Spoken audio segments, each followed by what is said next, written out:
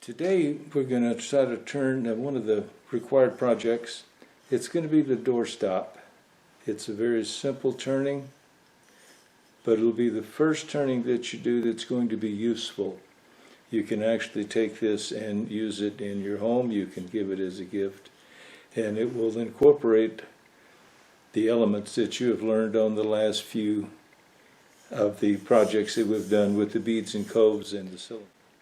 Okay, we will start with the cylinder already completely turned round and smoothed with the skew. We need 7.5 inches in the center. So we will measure out about a 3/4 inch mark, and then we'll go 7.5, and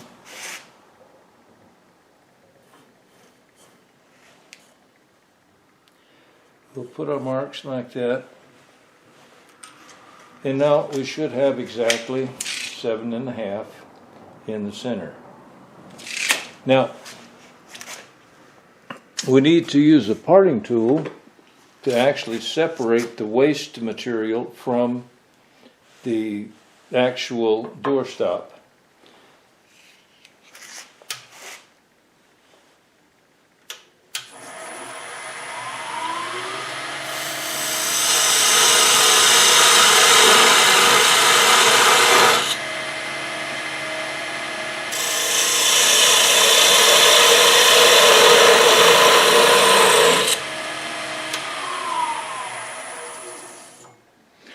Now this actually separates the portion that will be the doorstop from the waste.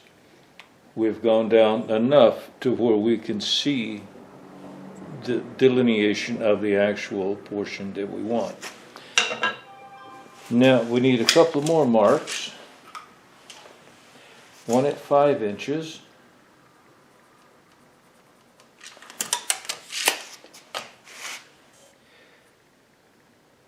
Now this will be the actual doorstop portion of it. This section will be the actual handle. So we'll do the same thing with the parting tool, but this time we have to go down to a specific diameter. We want 1.25 inches diameter for this portion of the handle.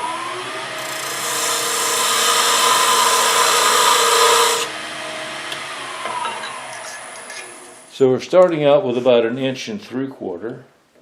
And we want this portion to be 1.25 inches. Now we're 1 7/16 inches now, so we have a little bit more to go.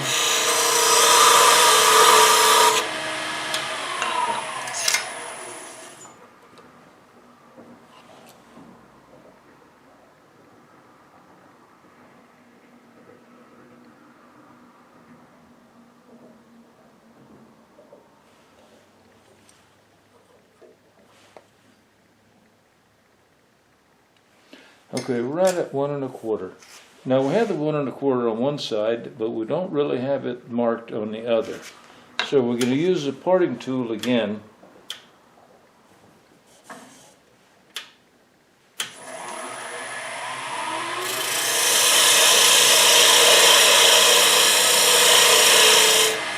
To turn that down to exactly the same amount.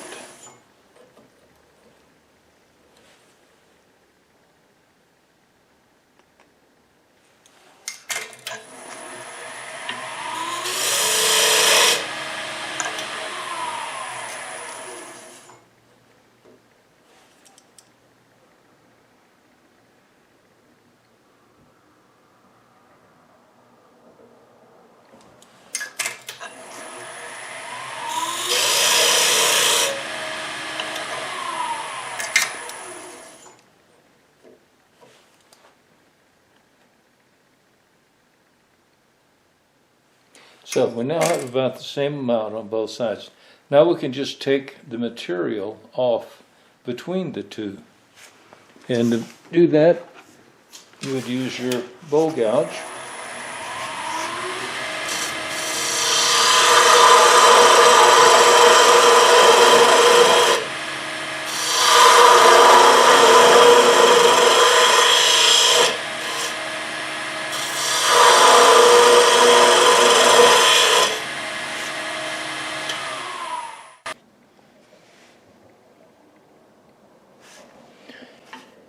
Now in this shot, what I'm going to show you how to do is to ride the bevel with that bowl gouge.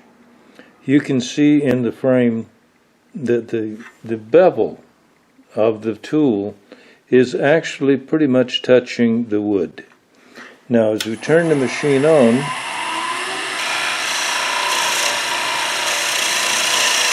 you can notice that it will cut, and you're quite close to the wood. Now you can also notice that the handle of the tool is quite low.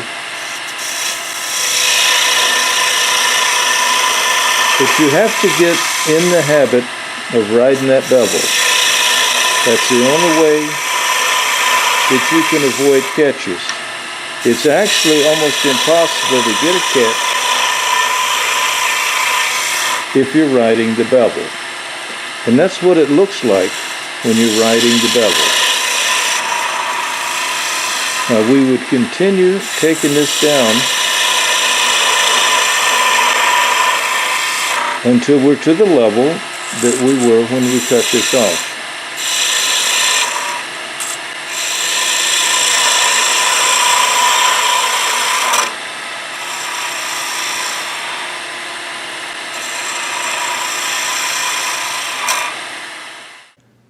Okay, now we have the handle cylinder turned to the diameter that we want.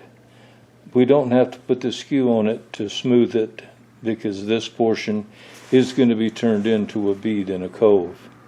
We put the skew on this portion because this is going to stay. This is finished. We're only working on the handle. So the next step is going to be to mark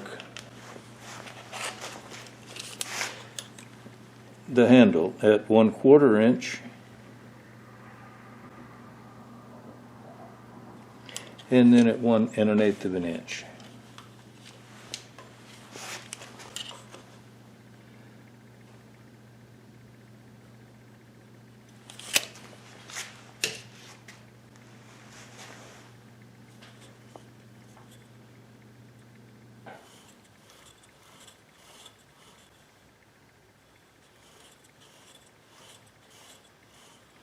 Now this will differentiate between the ball and the cove. We'll turn the ball first. We need to get another parting tool cut in here to separate the cove from the ball. And we need to go down to about 3/4 of an inch in diameter.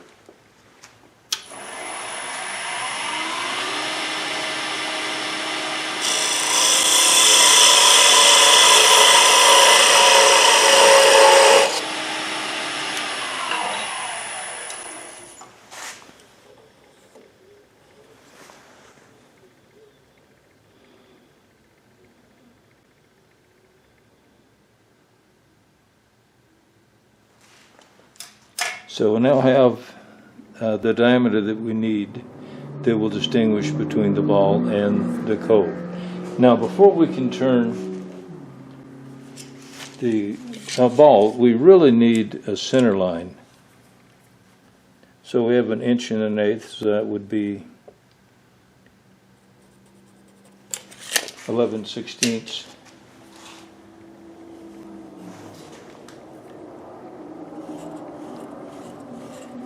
And that will give us our center line. We'll use the spindle gouge to turn the ball. And as you remember from the other videos, we're going to start with the flute open with the handle down. We won't start on the center because we're going to make more than one pass. And as we start turning, we'll close the flute and we will swing the handle. And that will give us the motion that we need to form a round bead.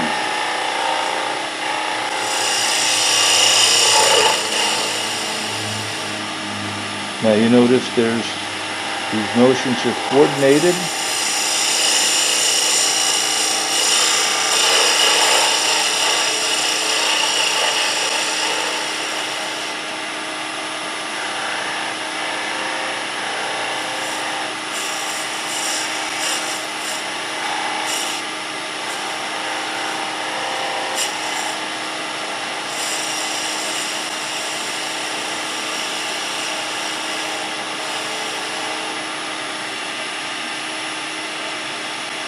Now, this portion of the waste is a little bit in the way, so I'm going to remove a good bit of that so I don't have to deal with it while I'm turning the other side.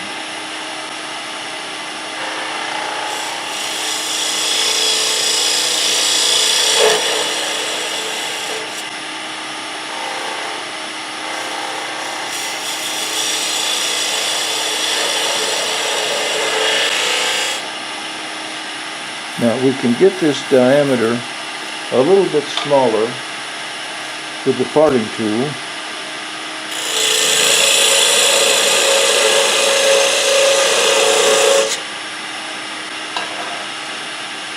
It'll give us more of the bead that we can turn.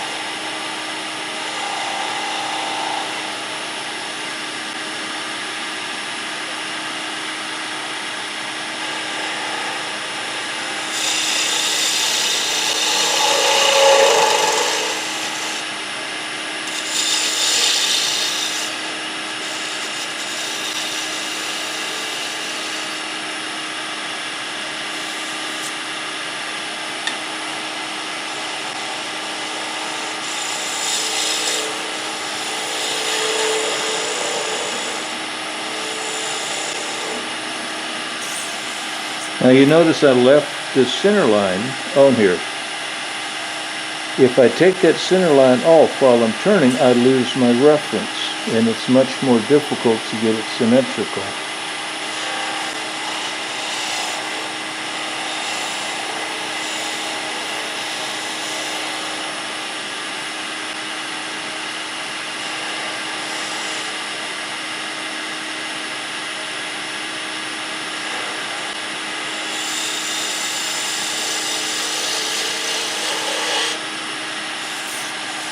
So that's about as good as I want for that. Now I can start turning the cove. I want to start at this 1/4" line and make a nice curve all the way down to here. And again, I won't be doing it in one pass.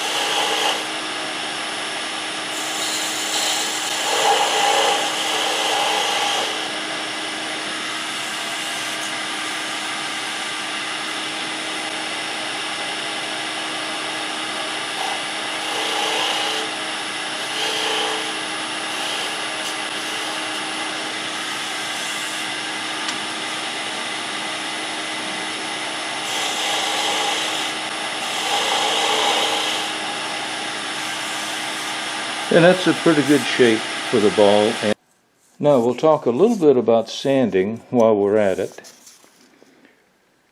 You wouldn't leave your tool rest in this position when you wanted to sand. If you put your sandpaper in here with the tool rest up close, it's really easy to get your finger caught between the work and the tool rest, and that never ever ends well. So whenever you're going to sand, you want to move your tool rest completely back out of the way. You want to reduce the speed. You would never turn at the higher RPM. You want to turn your speed down to about 800 RPMs, and then you can sand the work. Now I'm sanding here with 220 grit.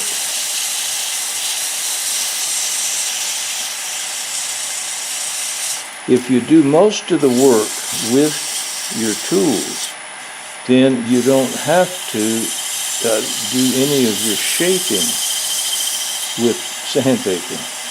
So you want to do your shaping with your tools. And then all you're doing with the sandpaper is just taking off any small tool marks that you might have.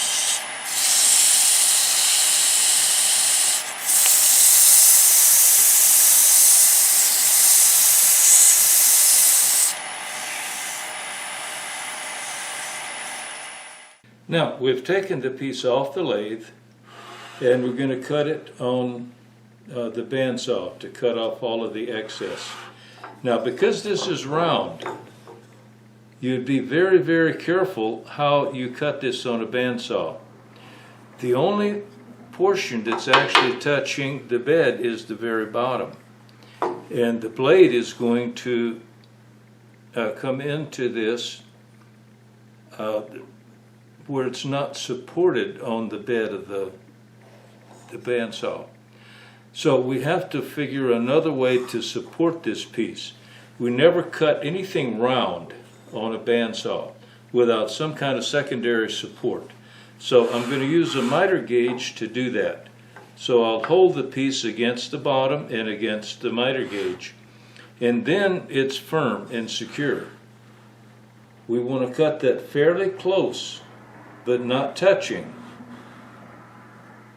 So once we get it set up, we'll move the piece back.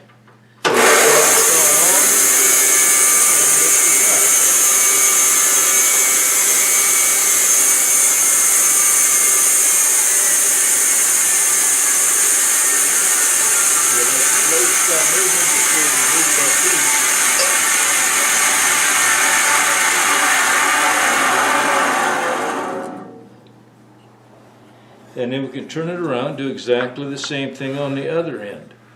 Now, because we want this to be completely rounded on this end, we're not going to cut it off flush with the bead. That would leave a flat spot. So what we're going to do is just leave a little bit of space that we can sand off and continue our curve all the way around. So we'll get it set up the way we want it.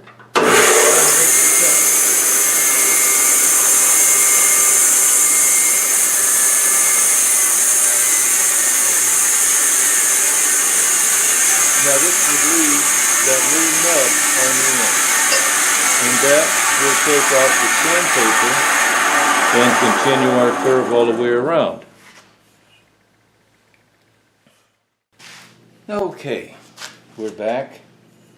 Now I've taken the blank that we had when we finished turning it. I've sanded off the nub on the end, and you can see as it has a nice round shape now, and I've sanded this end. Now what we have to do is cut the wedge that would actually work as a doorstop. So we'll take a jig that's been specifically prepared for this. We'll put it against a miter gauge. We're going to put it up against the blade and slide it to where it's almost touching but not quite. And then we'll clamp the jig to the miter gauge.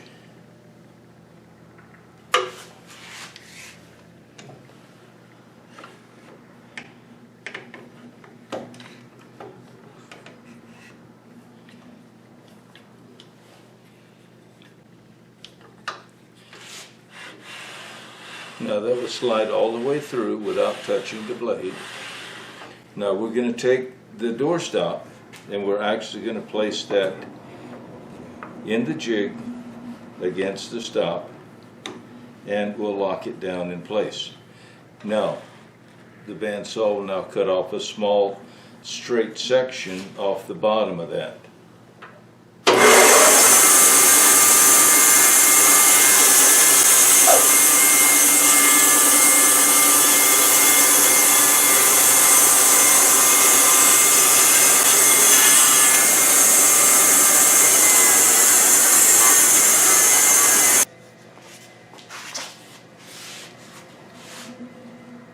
Now, we'll take the doorstop out of the jig.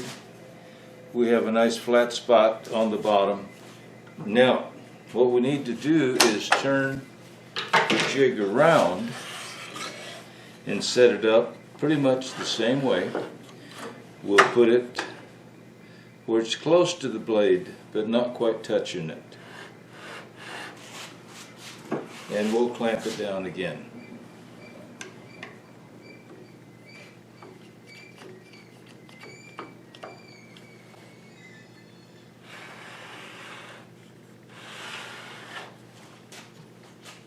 Now we'll take the flat side that we cut before and we'll put that into the jig, lock the piece down, and then when we make the cut this time, it will cut an angle.